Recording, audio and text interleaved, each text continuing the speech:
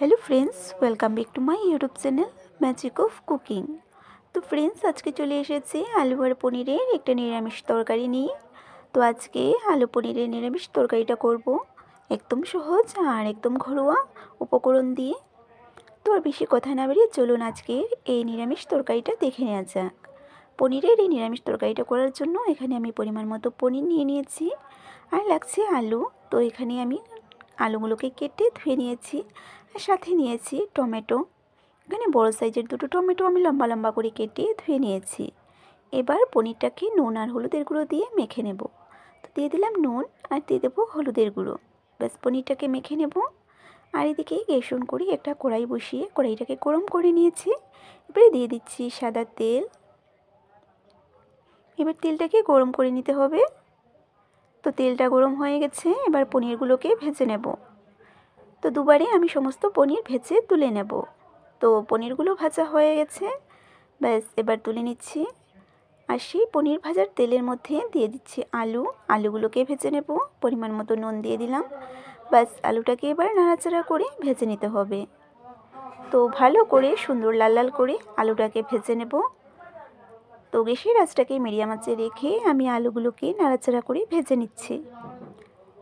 সাথে থাকুন আর ভিডিওটি শেষ পর্যন্ত দেখতে থাকুন। তো দেখুন আলুটা মোটামুটি ভাজা হয়ে গেছে। সামান্য হলুদের গুঁড়ো দিয়ে আমি আরও একটু নাড়াচাড়া করে তারপরে তুলে নেব।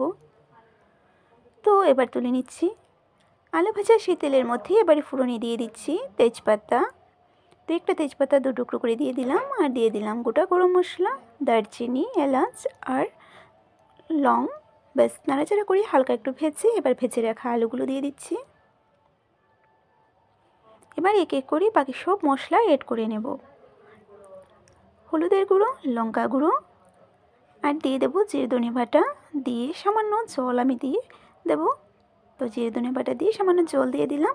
এবার দিয়ে দেবো কেটে রাখা টমেটো। ব্যাস এবার মশলাটাকে ভালো করে নাড়াচাড়া করে কষিয়ে নেব। তো মশলাটা কষানো হয়ে গেছে, দিয়ে দিচ্ছি পরিমাণ মতো গরম জল। এবার জলটা ভালো করে ফুটে আসা পর্যন্ত অপেক্ষা করতে হবে। একদম সামান্য কিছু উপকরণে একদম সহজ আলু পনিরের নিরামিষ তরকারিটা করে নিচ্ছি। তো ঝোলটা ফুটে এসেছে, ভেজে রাখা পনিরগুলো দিয়ে দিলাম। এবার 3 থেকে 4 মিনিট এটাকে ভালো করে রান্নাটা করে নিতে হবে। তাহলেই হয়ে যাবে আমার আজকের একদম সিম্পল আলু পনিরের একটা নিরামিষ তরকারি। তো দেখুন ঝোলটা ভালো করে ফুটে এসেছে, আলুটাও খুব সুন্দর সেদ্ধ হয়ে গেছে। আমার আজকের এই আলু পনিরের পাতলা ঝোলের তরকারিটা রেডি। বাস এবার গ্যাসের ফ্লেমটাকে অফ করে দেব। এবার একটা প্লেটের মধ্যে নিয়ে নিচ্ছি। তো কেমন হয়েছে আমার আজকের এই আলু পনিরের একদম সহজ নিরামিষ রেসিপিটা? কেমন হয়েছে কমেন্ট করে জানাবেন। আর ভালো লাগলে লাইক করবেন, শেয়ার করবেন আর সাবস্ক্রাইব করে পাশের বেল আইকনটিতে ক্লিক করে দেবেন, যাতে আমার চ্যানেলে আপলোড করা ভিডিওগুলো সবার আগে আপনাদের কাছে পৌঁছে যেতে পারে। আবারও চলে আসবো আপনাদের সামনে এইরকম নতুন নতুন রেসিপির সাথে।